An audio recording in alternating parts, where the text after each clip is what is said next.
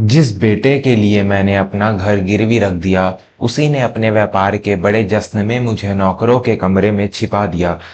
लेकिन उन्हें नहीं पता था कि जिस चाय में वो मुझे बेहोशी की दवा दे रहे थे, वो मैं रोज पौधों में डाल रही थी। नमस्कार, मेरा नाम विवेक वर्मा है। आज मैं आपको वर्मा स्टोरीज पर एक ऐसी कहानी सुनाने जा रहा हूँ जो शायद हर उस घर की सच्चाई है जहाँ लालच रिश्तों की पवित्रता को निगल जाता है। यह कहानी है 60 साल की सुमित्रा जी की, जो बनारस के एक पुराने मोहल्ले में अपने पुश्तैनी मकान में रहती थी। सुमित्रा जी एक बहुत ही स्वाभिमानी और मजबूत महिला थी। उनके पति एक ईमानदार शिक्षक थे जिनका देहांत बहुत पहले हो गया था। सुमित्रा जी ने अकेले ही अपने बेटे राघव की परवरिश की थी। उन्होंने अपने गहने बेचकर और दिन रात सिलाई का काम करके राघव को उच्च शिक्षा दिलाई। राघव भी बचपन में अपनी माँ का बहुत सम्मान करता था।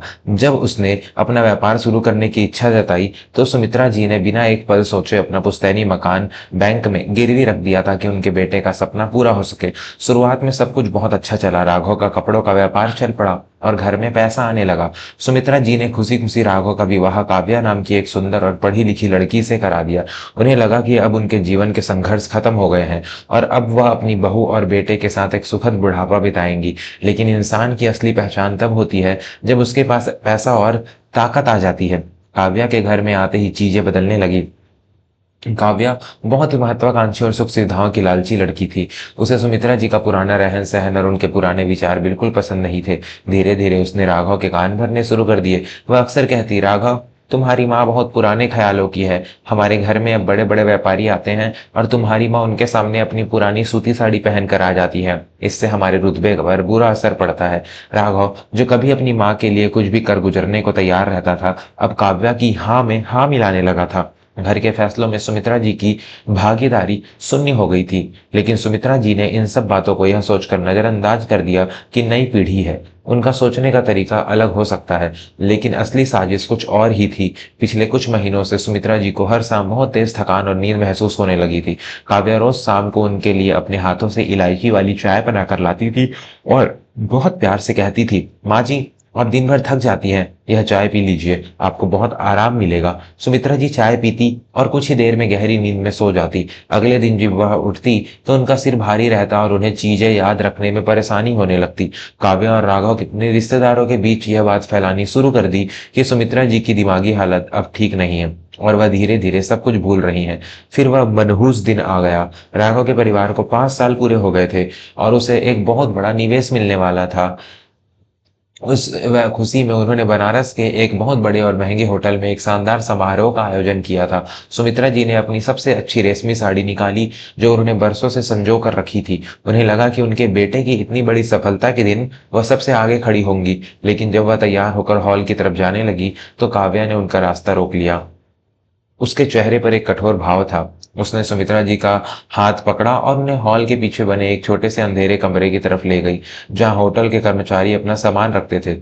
माँ जी, आप यहाँ बाहर क्या कर रही हैं? काव्या ने तीखी आवाज में कहा। आज अंदर शहर के सबसे अमीर और नामी लोग आ रहे हैं। अगर वो आपको इस तरह देखेंगे तो हमारे व्यापार का क्या होगा? आपकी खांसी और आपके पुराने तौर तरीके हमारे निवेशकों को भगा देंगे। आप इस कमरे में चुपचाप बैठी रहिए। जब समारोह खत्म हो जाएगा तो मैं ड्राइवर को भेजकर आपको घर भिजवा दूंगी। इससे पहले कि सुमित्रा जी कुछ कह पाती, राघव भी वहां आ गया। सुमित्रा जी ने उम्मीद भरी नजरों से अपने बेटे की तरफ देखा, लेकिन राघव ने अपनी नजरें चुरा ली और कहा, काव्या सही कह रही है माँ, यह मेरे भविष्य का सवाल है। आप कृपया यहाँ से बाहर मत निकलिएगा।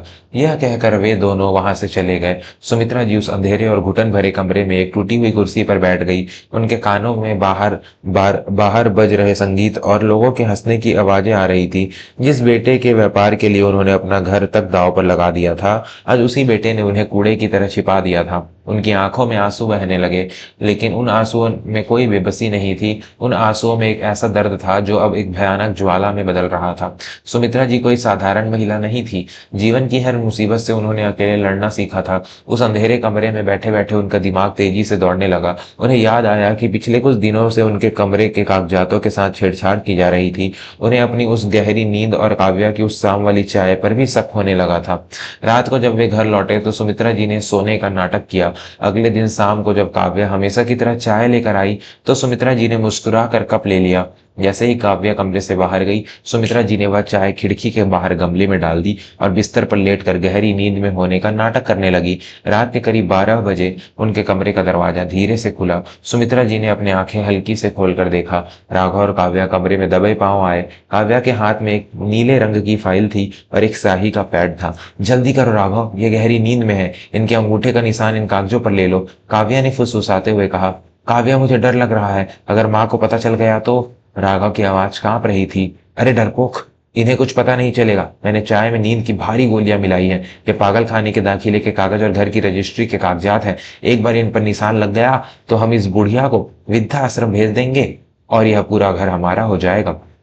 यह सुनकर सुमित्रा जी का खून जम गया। उनका अपना बेटा उनकी संपत्ति हड़पने और उन्हें पागल साबित करके घर से निकालने की साजिश रच रहा था। उन्होंने अपने शरीर को बिल्कुल ढीला छोड़ दिया। राघव ने उनके कांपते हुए हाथ से उनके अंगूठे का निशान उन कागजों पर ले लिया और दोनों वहां से चले गए। अगली सुबह सुमित्रा जी सामान्य रूप से उठी। राघव और काव्य बहुत खुश थे। उन्हें लग रहा था कि उनका काम हो गया है। दोपहर को जब दोनों किसी काम से बाहर गए तो सुमित्रा जी उठी। उन्होंने अपनी पुरानी अलमारी खोली और उसमें से अपने पति की डायरी निकाली। उस डायरी में शहर के सबसे बड़े वकील श्रीमान त्रिपाठी जी का नंबर था, जो उनके पति के बहुत अच्छे मित्र रहे थे।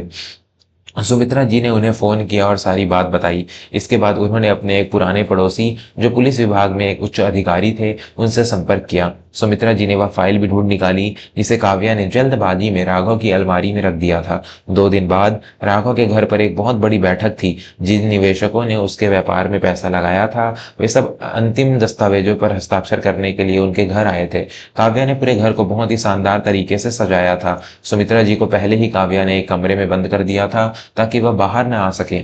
हॉल में बैठक चल रही थी। राघव निवेशकों को अपनी सफलता की झूठी कहानियां सुना रहा था।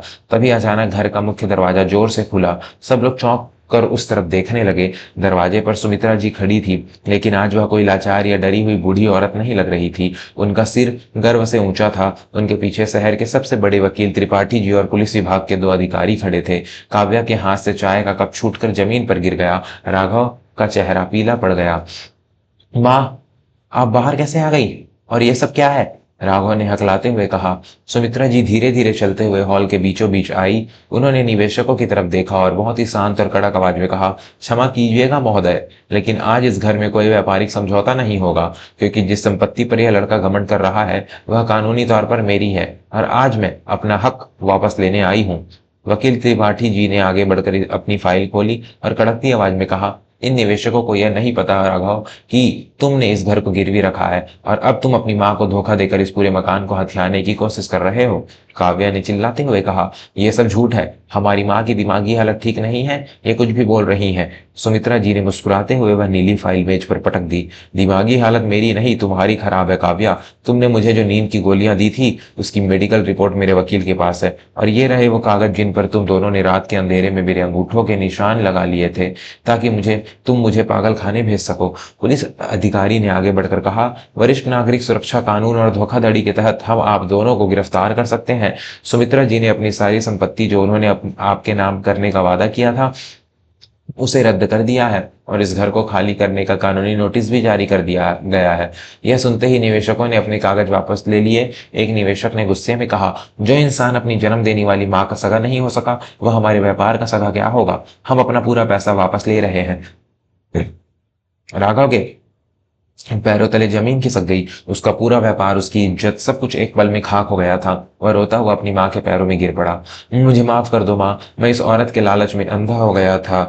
मैं आपका बेटा हूँ, कृपया मुझे घर से मत निकालिए। सुमित्रा जी ने अपने पैर पीछे खींच लिए। उनकी आंखों में अब कोई ममता नहीं थी, सिर्फ एक कठोर न्याय था। मेरा बेटा उसी दिन मर गया था राघव, जब तुमने मुझे अपने समारोह में नौकरों के कमरे में छिपा दिया था। एक माँ अपने बच्चों की हर गलती माफ कर सकती है, लेकिन जो बच्चे अपनी माँ के अस्तित्व को ही मिटाना चाहे उनके लिए मेरे दिल में कोई जगह नहीं है। सुमित्रा जी ने पुलिस की मदद से उसी शाम काव्या और राघव को उस घर से बाहर निकाल दिया। जिस काव्या को अपने रुतबे और महंगे कपड़ों पर घमंड था, आज वह सड़क पर अपने सामान के साथ खड़ी रो रही थी। आज सुमित्रा जी ने उसी बड़े घर में बहुत शान से रहती है। उन्होंने अपने घर के एक बड़े हिस्से में गरीब बच्चियों के लिए एक सिलाई और पढ़ाई का केंद्र खोल लिया है। वह अब किसी पर निर्भर नहीं है और सम्मान के साथ अपना जीवन जी रही है।